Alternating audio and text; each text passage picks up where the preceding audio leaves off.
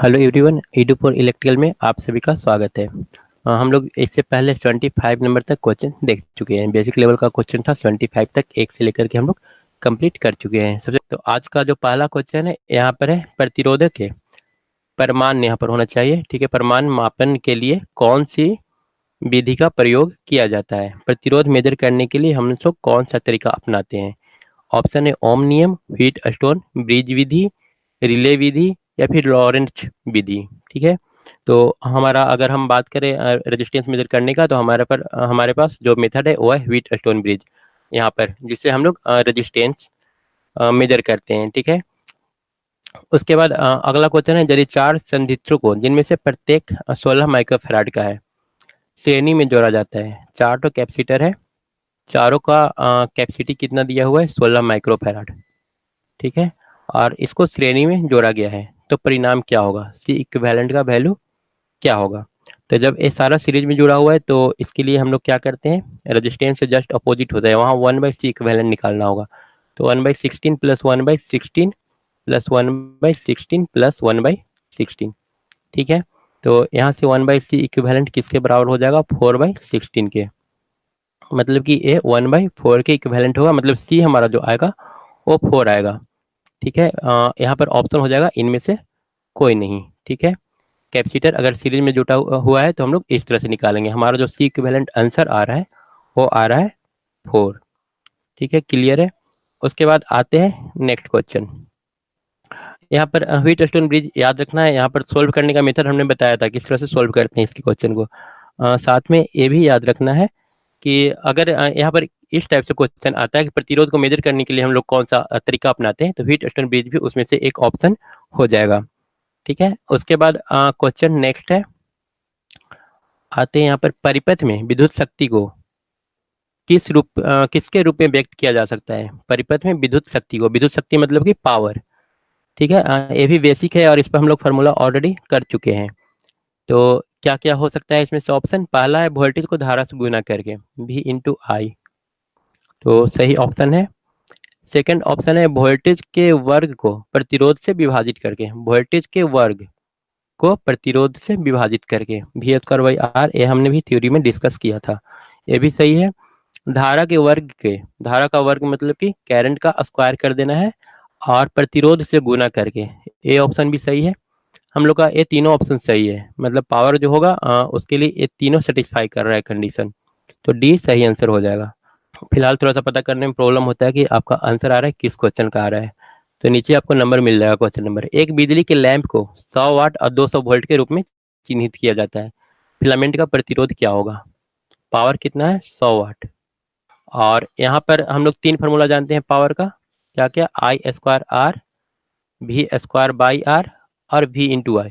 अब तीनों में जिसका जरूरत होगा वो हम लोग यूज कर लेते हैं। तो यहाँ पर हम लोग के पास अवेलेबल क्या है? P अवेलेबल है और साथ में वोल्टेज अवेलेबल है, तो वोल्टेज वाला फार्मूला हम लोग अपनाएंगे।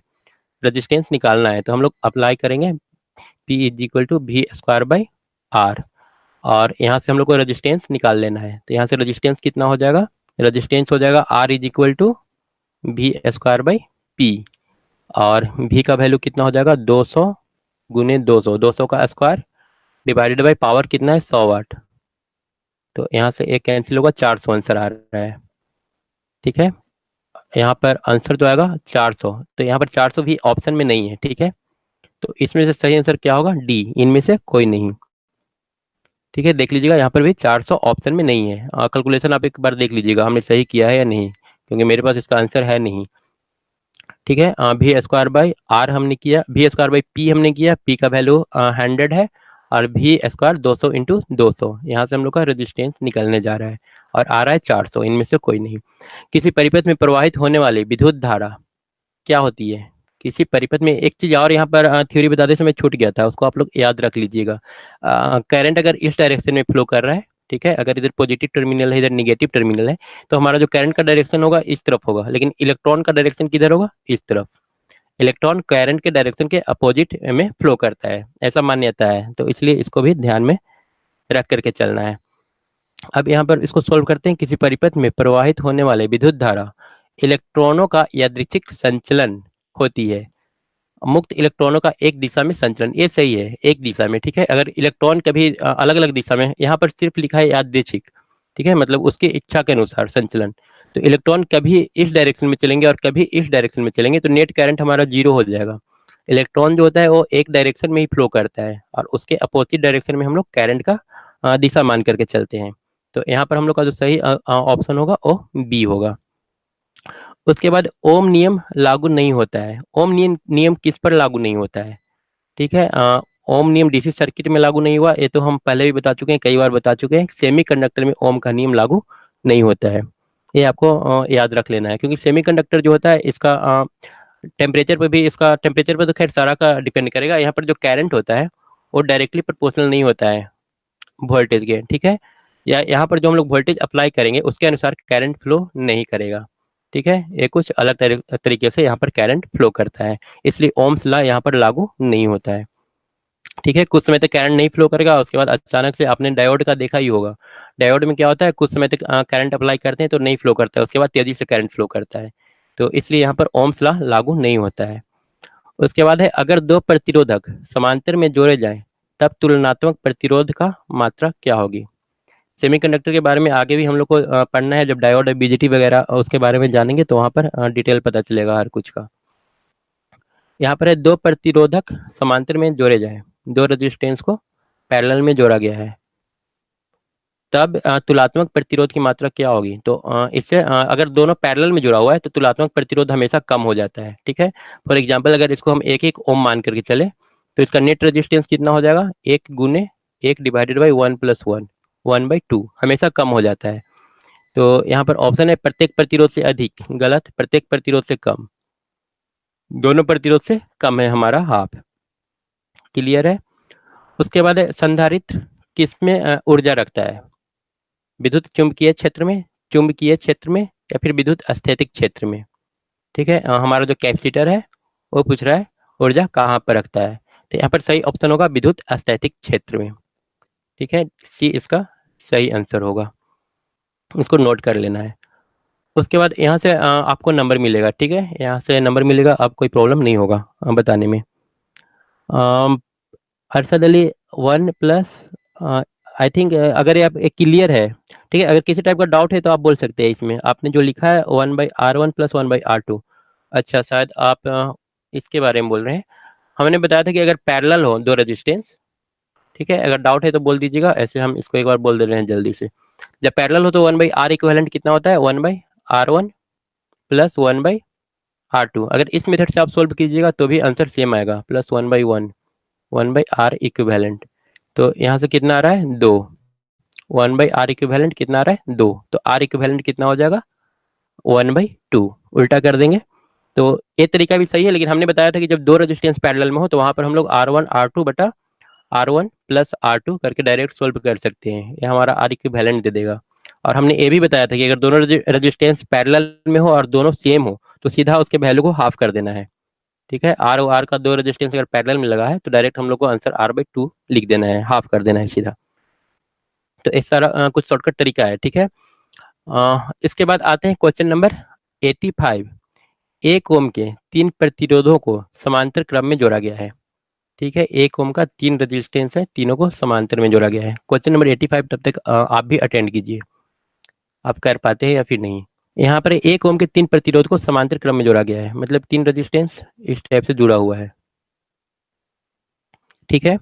ऐसे 3 संयोजन, ऐसे 3 कॉम्बिनेशन को लेकर के, ठीक है, एक कॉम्बिनेशन ए हुआ, फिर एक और ऐसा ही कॉम्बिनेशन आएगा, ठीक है, फिर एक और आएगा। 84 का आंसर 84 शायद हमने छोड़ दिया, अच्छा 84 का आप आंसर क्या दिए हैं, ए, एक यूनिट रीनावेश, हाँ इसका आंसर होगा ए, ये छूट गया था। उसके बाद 85 आप कोशिश कीजिए, इस टाइप का 3 ठो कॉम्बिनेशन लिया गया है और उसको कैसे जोड़ा गया है, श्रेणी क्रम में। यहाँ पर एक ऐसे इस टाइप से और फिर एक और कॉम्बिनेशन लिया गया है, ये तीसरा कॉम्बिनेशन है। इन तीनों को श्रेणी क्रम में इस टाइप से जोड़ा गया है। बोल रहा है कि नेट रेजिस्टेंस कितना होगा, तो कैसे निकालेंगे। यहाँ पर सारा का एक एक ओम है रेजिस्टेंस, तो इसको हम लोग 1 आर इक्विवेलेंट निकाल लेंगे। सबसे पहले इसके लिए हम लोग सोल्व कर लेंगे और इसका नाम दे देंगे आर ए, इसका नाम आर बी और इसका आर सी। तो सबसे पहले 85 का डी आ रहा है आपका, तो हम देख लेते हैं कितना आएगा। तो 1/1 प्लस 1/1 प्लस 1/1, ये आर इक्विवेलेंट की जगह हम आर ए कर दे रहे हैं। ठीक है, इन तीनों को मिलाकर के जो रेजिस्टेंस बनेगा वो हमारा आर ए है, तो यहाँ पर आर ए कर दे रहे हैं। तो ए आएगा 3/1, मतलब कि आर ए का वैल्यू कितना आ रहा है 1/3। तो यहाँ पर जो वैल्यू हम लोग का आया, इसका इक्विवेलेंट जो आया वो आया 1/3। ठीक है, अब जब इसको सोल्व करेंगे तो फिर से हमको मिलेगा 1/3। क्लियर है? उसके बाद एक और 1/3 मिलेगा, 3 1/3 मिलेगा हम लोग को। ठीक है, इतना क्लियर है। उसके बाद इसके बाद क्या करेंगे, अब इन तीनों को हम लोग को जोड़ना होगा, क्योंकि ये तीनों resistance 1 2 3 R A R B और आर सी, ये तीनों आ गया सीरीज में, R A R B R C, ये तीनों सीरीज में आ गया। तो अब नेट हम लोग कैसे निकालेंगे, तीनों को सिंपली ऐड करके। ठीक है, क्लियर है? इन तीनों को अब ऐड कर देते हैं आर इक्विवेलेंट निकालने के लिए। आर इक्विवेलेंट हो जाएगा 1/3 प्लस 1/3 प्लस 1/3, जोड़ेंगे तो कितना आएगा 3/3, एक। आंसर कितना आ रहा है 1। कोई डाउट रहे तो आप फिर से इसको कमेंट में लिखिएगा, तो हम इसको फिर से एक्सप्लेन करेंगे। आंसर क्या आ रहा है सी, 1 ओम। क्लियर है? उसके बाद क्वेश्चन नंबर 86।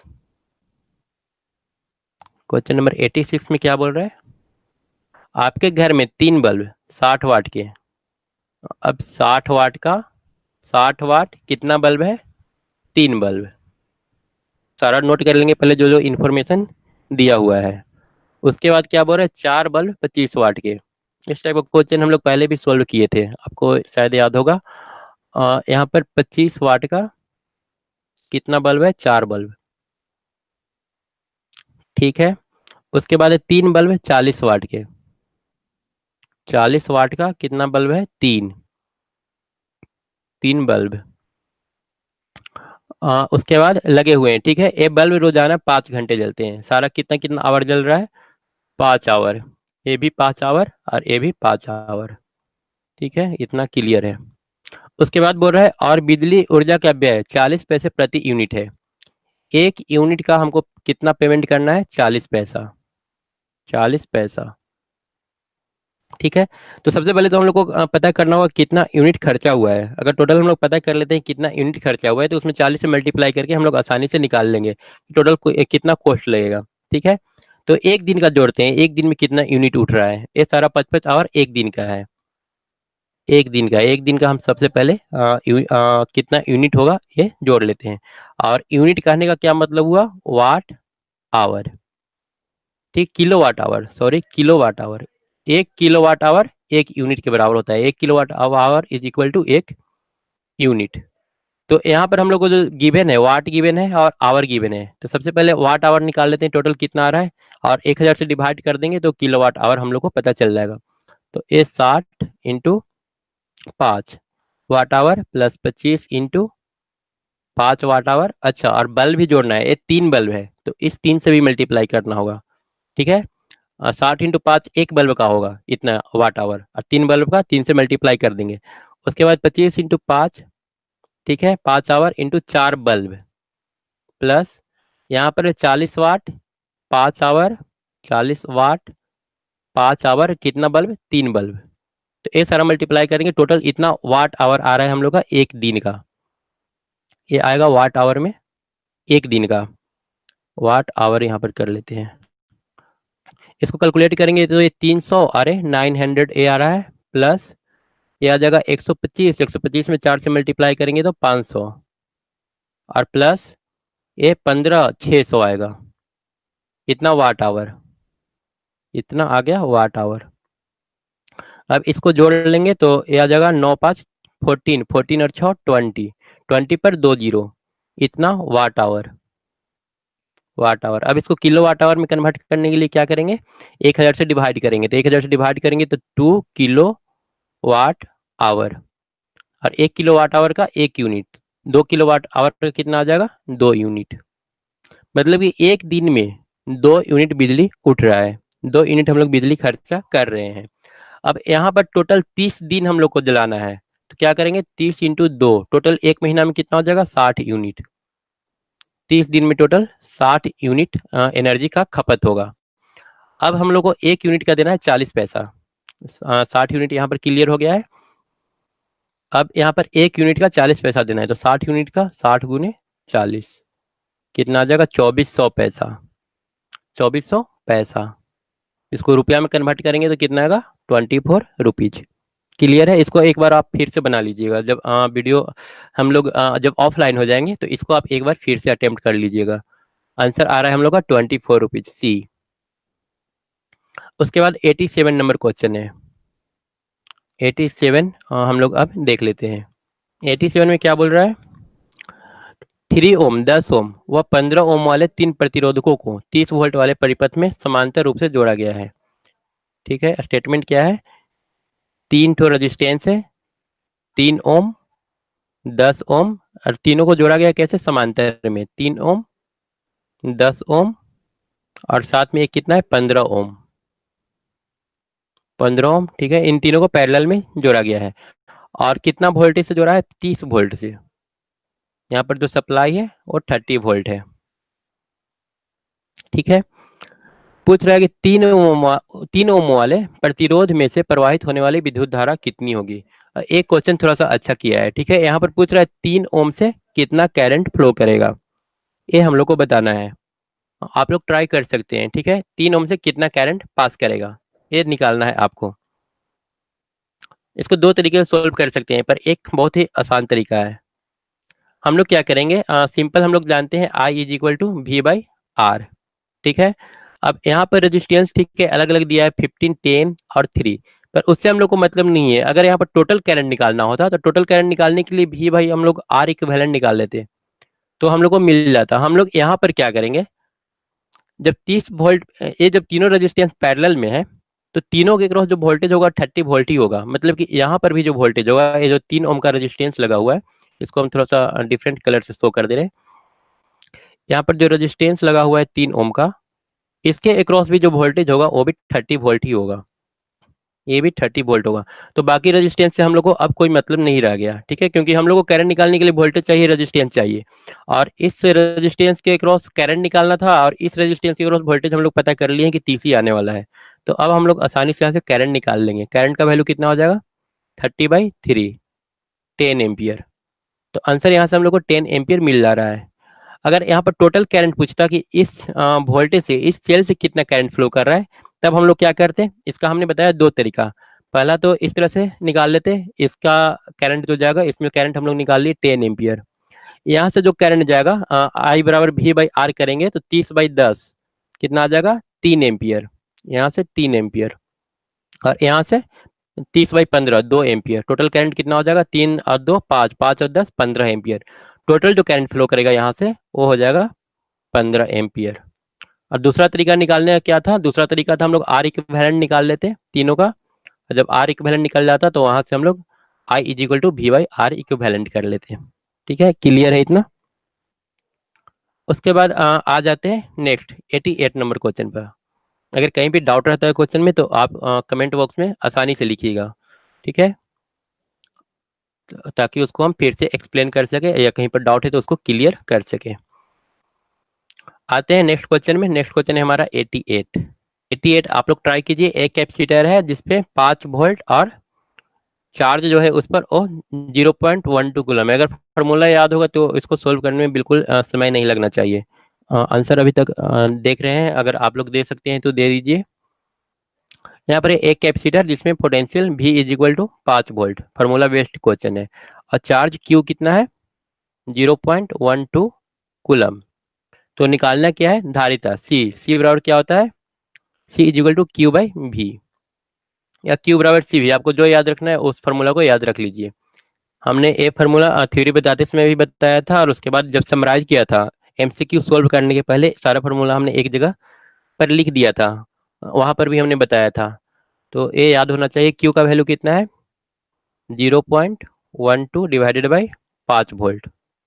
तो इसको सोल्व कैसे करेंगे, ए सोल्व करने से आ जाएगा, इसको कर देते हैं 0 पॉइंट डिवीजन आप लोग कर लीजिएगा, कितना आ जाएगा। इसको हम लोग ऐसे कर लेते हैं 12/5 इंटू 10⁻⁻²। ठीक है, तो 12/5 आ जाएगा 2.4 इंटू 10⁻²। इसको सोल्व कर लेंगे तो आ जाएगा 0.024।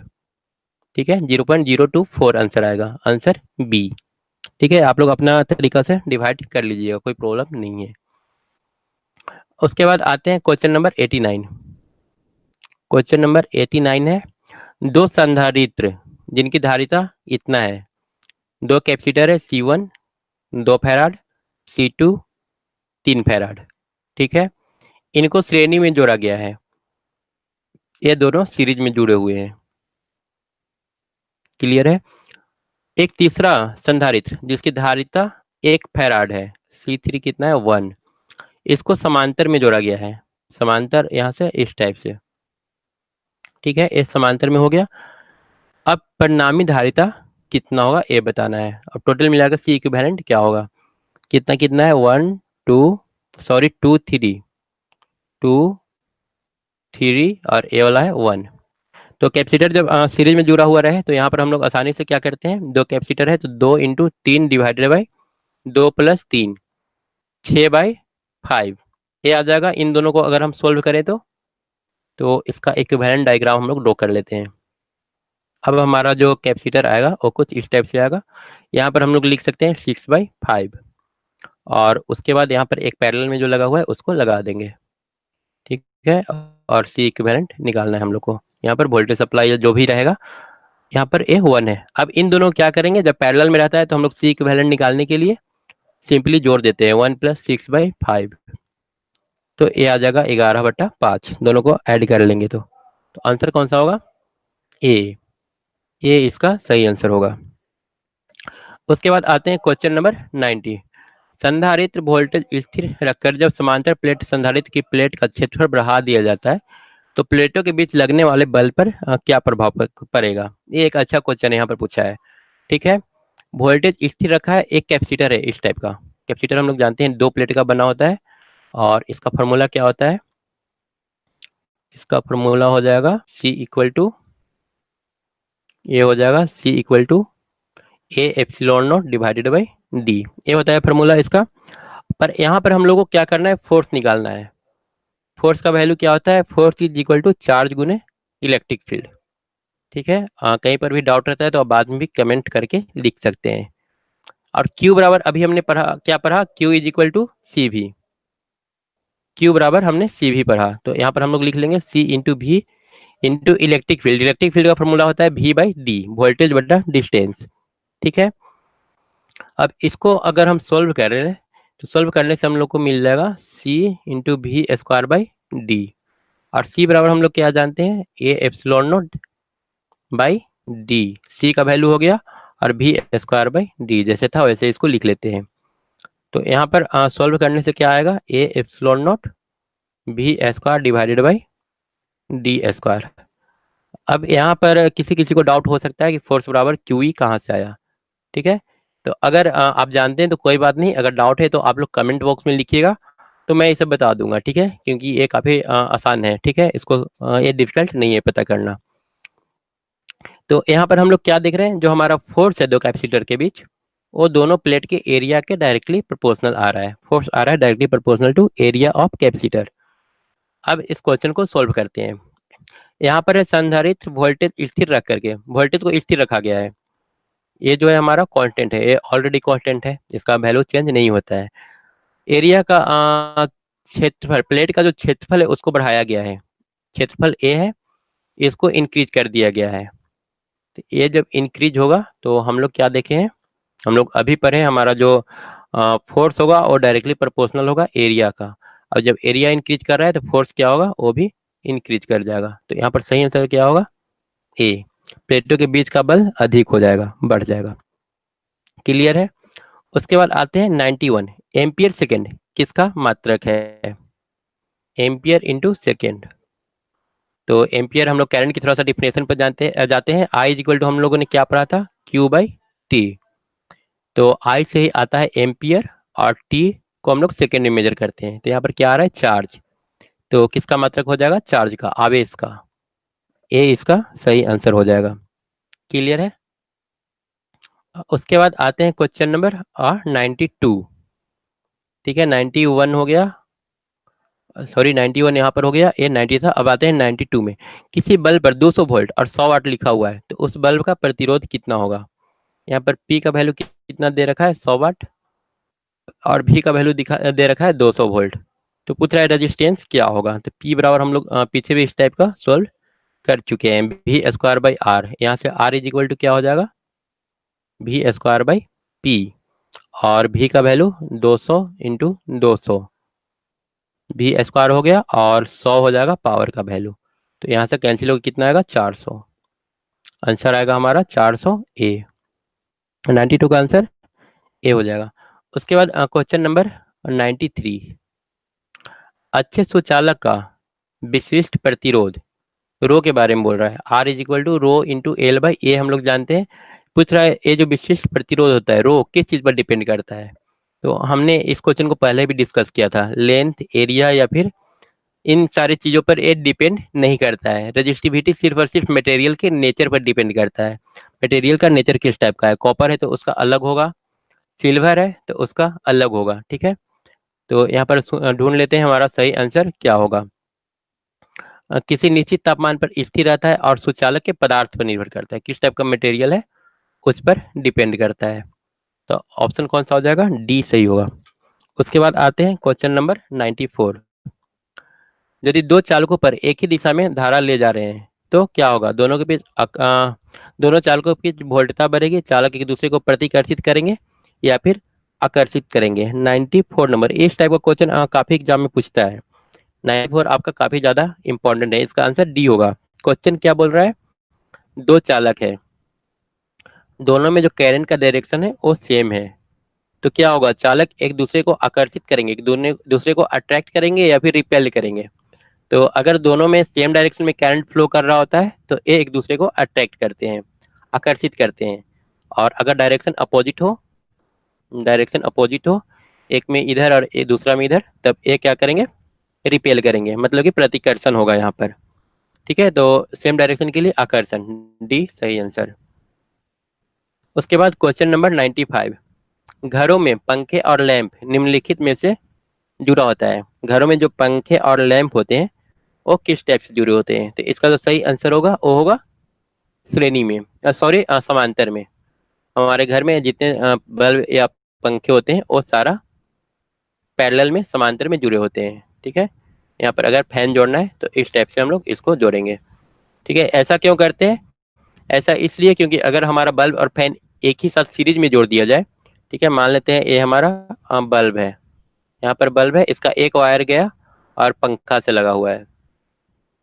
ठीक है, और दूसरा वायर जाकर के यहाँ पर, अब जब तक करंट तब तक फ्लो नहीं करेगा जब तक सर्किट कंप्लीट नहीं होगा। अभी यहाँ पर बल्ब है, यहाँ पर पंखा है, सर्किट कंप्लीट हो जा रहा है। ठीक है, अभी दोनों काम करेगा।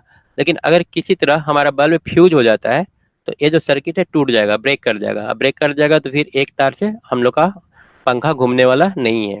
ठीक है, तो एक चीज में प्रॉब्लम आएगा तो वो सारा में प्रॉब्लम क्रिएट कर देगा। इसलिए हम लोग क्या करते हैं, बल्ब और पंखा सबको पैरेलल में रखते हैं। तो बी इसका सही आंसर होगा। उसके बाद क्वेश्चन नंबर 96। यहाँ पर बोल रहा है कि टोटल रेजिस्टेंस का वैल्यू क्या होगा। तो यहाँ पर हम लोग देख रहे हैं एक व्हीट स्टोन ब्रिज यहाँ पर बना हुआ है। ठीक है, दो रेजिस्टेंस इस टाइप से लगा हुआ है और बीच में एक है। ठीक है, और यहाँ पर जो मल्टीप्लीकेशन है इक्वल आ रहा है, जब इक्वल आ रहा हो तो हम लोग क्या करते हैं, बीच वाला रेजिस्टेंस को हटा देते हैं। तो बीच वाला रेजिस्टेंस को हटा देंगे हम लोग, इस रेजिस्टेंस से हम लोग को कोई मतलब नहीं रहेगा। ठीक है, अब इसको हम लोग सोल्व करेंगे, ये ओपन हो गया।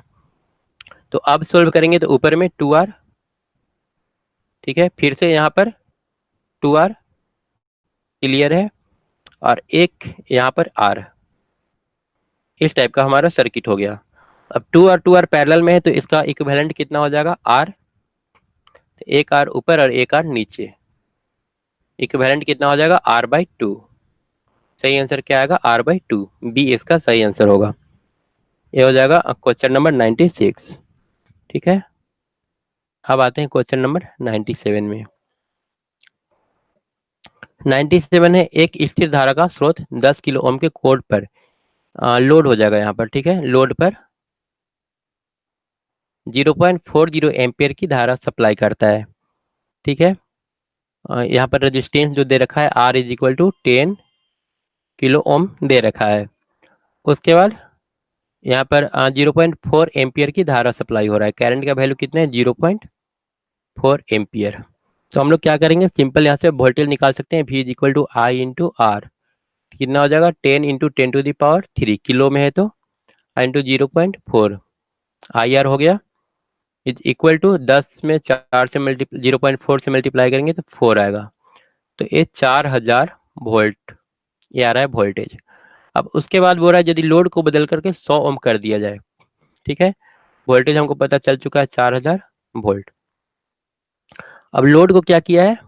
बदल करके 100 ओम कर दिया। रेजिस्टेंस जो हमारा है 100 ओम हो गया। तो पूछ रहा है कि अब करंट का वैल्यू कितना होगा। तो अब I is equal to V by R, मतलब कि 4000/100, मतलब कि कितना हो जाएगा? 40 एम्पियर। ये इसका सही आंसर होगा, सी। उसके बाद आते हैं क्वेश्चन नंबर 98 में। 5-5 ओम के दो प्रतिरोध को समांतर क्रम में जोड़ा जाए तो समतुल्य क्या होगा? तो 5-5 ओम है, अगर इसको पैरेलल में जोड़ते हैं तो 2.5 हो जाएगा, हाफ हो जाता है। सिंपल था। उसके बाद आते हैं 99। तो यहाँ पर भी एक व्हीट स्टोन ब्रिज दिया हुआ है और पूछ रहा है कि 2 ओम प्रतिरोध से कोई धारा परिवाहित नहीं होती है तो समतुल्य प्रतिरोध नेट रेजिस्टेंस कितना होगा, ये हम लोग को निकालना है। यहाँ से कोई करंट फ्लो नहीं कर रहा है तो इसको हम लोग हटा देंगे, इससे मतलब नहीं है। तो यहाँ से अगर 10 और 10 जोड़ें तो 20 ओम, और नीचे में भी 10 और 10 20 ओम, सीरीज में है दोनों। और उसके बाद 20 को अगर हम सोल्व कर लें पैरेलल में तो आ जाएगा 10। डी इसका सही आंसर होगा। फिर भी बार बार बोल रहे हैं, अगर डाउट रहे तो आप लोग कमेंट बॉक्स में लिख दीजिएगा, हम उसको फिर से डिस्कस कर देंगे। नीचे दिए गए चित्र में संधारित्रों का समतुल्य धारिता कितना होगा? तो पैरेलल में है तो 1/c इक्विवेलेंट कितना हो जाएगा? ये हो जाएगा 3/4, मतलब कि C बराबर 4/3 माइक्रो फैराड। 4/3 ऑप्शन कौन सा होगा? बी। क्लियर है। उसके बाद 101 कूलम्ब के नियम में दो बिंदु आवेशों के बीच बल जो होता है वो किसके अनुपाती होता है? तो बल के लिए हम लोग फॉर्मूला क्या जानते हैं? 1/4πε0 Q1 Q2/r²। तो अनुपाती हो जाएगा बीच की दूरी के वर्ग का, ठीक है। अनुपाती नहीं होता है, व्युत्क्रमानुपाती होता है, तो ए ऑप्शन नहीं होगा। आवेशों के गुणनफल का, ए ऑप्शन सही है, दोनों के गुणनफल का। और माध्यम के पारा वैद्युतांक का, तो इसके इन्वर्सली प्रोपोर्शनल आ रहा है, एप्सिलॉन नॉट का इन्वर्सली प्रोपोर्शनल है। तो ये दोनों ऑप्शन नहीं होगा, सिर्फ और सिर्फ दो सही है, डी इसका सही आंसर होगा। उसके बाद आते हैं क्वेश्चन नंबर 102। किसी धातु के तार में विद्युत का प्रवाह किसकी वजह से होता है? सिंपल है, इलेक्ट्रॉन। किसी विद्युत तापक 1 मिनट में इतना जूल और इतना ओम प्रतिरोध आपूर्ति करता है, तब एम्पियर में स्थिर विद्युत प्रवाह कितना होगा? अब मीटर में करंट का वैल्यू कितना होगा ये पूछ रहा है, ठीक है। तो यहाँ पर वर्क डन जूल जो दे रखा है और 320 जूल दे रखा है, 320, ठीक है। ये हीट है या फिर इसको हम लोग I²RT, ठीक है, पावर इंटू टाइम इसको हम लोग बोल सकते हैं, वो है 320। और अगर इसको हम लोग टी से डिवाइड कर दें तो ये सिर्फ और सिर्फ पावर बन जाएगा। पावर इज इक्वल टू कितना हो जाएगा? 320 डिवाइडेड बाई, क्योंकि एनर्जी का मात्रक जूल होता है, ठीक है। एनर्जी को हम लोग जूल में मेजर करते हैं, और इसको अगर हम टी से डिवाइड कर दें तो वो पावर हो जाएगा। टाइम हम लोग यहाँ पर 1 मिनट है, 1 मिनट मतलब कि 60 सेकेंड, तो ये हो जाएगा 32/6। उसके बाद I इज इक्वल टू हम लोग क्या जानते हैं?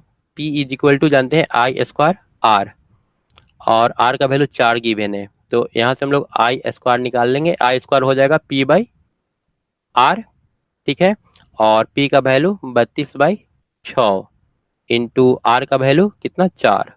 4 से कैंसिल होकर के 8 आएगा, मतलब कि I का वैल्यू आपको अंडर रूट कितना आ रहा है? ये 4 और ये 3, 4/3, 4/3 का अंडर रूट आ जाएगा। तो इसको सॉल्व कर लीजिएगा और देख लीजिएगा आंसर क्या आ रहा है। ठीक है, तो कैलकुलेटर का जरूरत है, आप लोग इसको कर लीजिएगा। और डाउट रहता है तो आप कमेंट बॉक्स में लिख दीजिएगा। उसके बाद आते हैं क्वेश्चन नंबर 104। यहाँ पर पूछ रहा है नीचे के दिए गए परिपथ में धारा का वह क्या होगा। तो ए 100 है, 50 है, 50 है। तो यहाँ पर I is equal to V by total resistance 200, तो 1/2। ठीक है, यहाँ पर 100 और 100 200, हम लोग का रेजिस्टेंस 200 ही आएगा और भी 100 दिया है तो 1/2। तो यहाँ पर हम लोग का कोई ऑप्शन नहीं आ रहा है। इसका मतलब कि यहाँ पर 100 के जगह कुछ और गिवन है। ठीक है, यहाँ पर 100 के जगह कोई और रेजिस्टेंस गिवन है, या तो ए हो सकता है या फिर हम लोग का यहाँ पर आंसर गलत हो सकता है। ठीक है, ये दोनों में से कोई प्रॉब्लम है। उसके बाद नेक्स्ट क्वेश्चन हम लोग सोल्व करेंगे। तो यहाँ पर हमने बताया था कि टोटल जो करंट का सम होता है वो 0 के बराबर होता है। या फिर दूसरा हम लोग ये कर सकते हैं कि जो करंट आ रहा है उसको एक तरफ रखें और जो जा रहा है उसको एक तरफ रखें। तो यहाँ पर 9 + 6 को एक तरफ करेंगे और I + 3 को एक तरफ। तो ये 15 - 3 इज इक्वल टू आई बराबर कितना आएगा 12। डी सही आंसर होगा। उसके बाद नेक्स्ट क्वेश्चन है, एक स्थिर विद्युत आवेश उत्पन्न करता है। तो ये हो जाएगा सिर्फ और सिर्फ विद्युतीय क्षेत्र। अगर एक ट्रैवल कर रहा होता है, मतलब रनिंग कर रहा होता है, तो वहां पर मैग्नेटिक फील्ड भी इंड्यूस हो जाता है। परिपथ का गुण जो विद्युत ऊर्जा को ताप में बदलता है और कहलाता है रेजिस्टेंस। रेजिस्टेंस की वजह से ताप में कन्वर्ट होता है, I²R। किसी चालक में विद्युत धारा के प्रवाह का कारण क्या होता है, विद्युत विभव में अंतर। विभवांतर इसका रीजन हो जाएगा। उसके बाद क्वेश्चन नंबर 9, चालक के नेटवर्क में धारा के प्रवाह समझने हेतु व्यवहार किया जाता है। तो करंट के प्रवाह चालक के नेटवर्क में धारा के प्रवाह समझने के लिए हम लोग क्या लगाते हैं, किरचॉफ्स रूल लगाते हैं। ठीक है, धातु का ताप बढ़ने पर उसका प्रतिरोध क्या होगा, बढ़ जाता है। धातु में बढ़ता है और सेमीकंडक्टर में घटता है। किसी व्यक्ति को सुरक्षित रखने के लिए कितने विद्युत धारा का आवश्यकता होती है, तो 9 मिली एम्पियर। आपको याद कर लेना है, 9 मिली एम्पियर इसका सही आंसर होगा। उसके बाद ह्यूमन बॉडी का प्रतिरोध 1000 ओम होता है, ये आपको पता होना चाहिए। और उसके बाद है 20 ओम के 3 प्रतिरोध को जोड़कर एक त्रिभुज बनाया गया है। तो इसका नेट रेजिस्टेंस कितना होगा, 20 20 20। तो इसको इस टाइप से हम लोग ड्रॉ कर सकते हैं, ऊपर वाला ऐड होकर के 40 हो जाएगा और नीचे वाला 20। और इन दोनों को आसानी से सोल्व कर सकते हैं, 40 × 20 डिवाइडेड बाई 60। तो ये 0 कटेगा 2 और ये 3, 40/3, 40/3। तो यहाँ पर ऑप्शन में 40/3 भी नहीं है। ठीक है, सॉरी, यहाँ पर अच्छा यहाँ पर है 40/3 डी। ठीक है, 113 का 40/3 है ऑप्शन, तो वो सही आंसर हो जाएगा। उसके बाद आज का लास्ट क्वेश्चन है, यदि 10 ओम के 4 प्रतिरोध को एक वर्ग बनाया जाता है तो वर्ग किसी एक भुजा के क्रॉस प्रतिरोध क्या होगा। यहाँ पर है, यहाँ पर है और यहाँ पर रेजिस्टेंस लगा हुआ है। अब आपको आर इक्विवेलेंट निकालना है, कितना हो जाएगा। यहाँ पर 10-10 ओम है सारा, तो इक्विवेलेंट निकालेंगे तो 30 इस तरफ से और 10 इधर। ठीक है, कितना आ जाएगा, 30 × 10 डिवाइडेड बाई 30 + 10। तो ये आ जाएगा 15/2, आंसर हो जाएगा बी। ठीक है, तो ये आज का लास्ट क्वेश्चन था। ठीक है, उसके बाद बाकी का जो क्वेश्चन है हम कोशिश करेंगे आज ही दिन में उसको सोल्व कर देने का। 114 से लेकर के जाएंगे 150 तक, या फिर अगर मौका मिला तो इसको भी क्रॉस करेंगे। तो क्रॉस करते हैं अभी के इस वीडियो को। Thank you.